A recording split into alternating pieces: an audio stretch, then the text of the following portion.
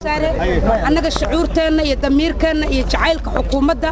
prime minister ka tahay ayaana soo kicisay waxaan nahay haweenkii muqdisho dhalinyaradii askartii cuqaashii maanta magaalada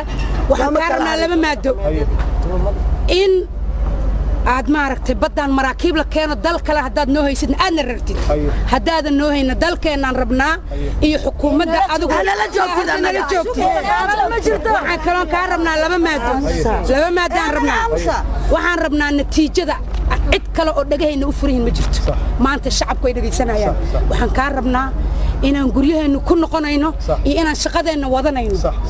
waxaan rabnaa waxaan ku seexano xala maana seexan waxa way qalbigaana laga dilay indhaha laga tuuray dhibaato iyo basaasa isugu kaaya daran gaajada nooga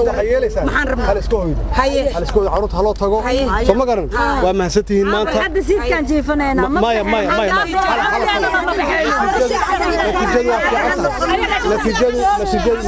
natiijadu waa fiican tahay insha Allah wax walba waa khair si fiican bay ku dhamaan doonaan hal isku hoydo ya habeen wanaagsan niyada khair ha u sheega bir shaqadeena wadanayna niyada khair u sheega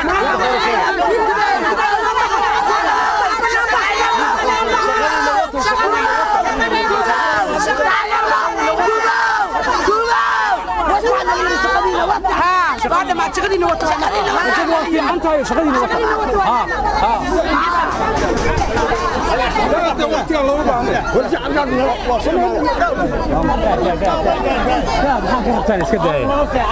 همين والله بس عن شعبكم بس عن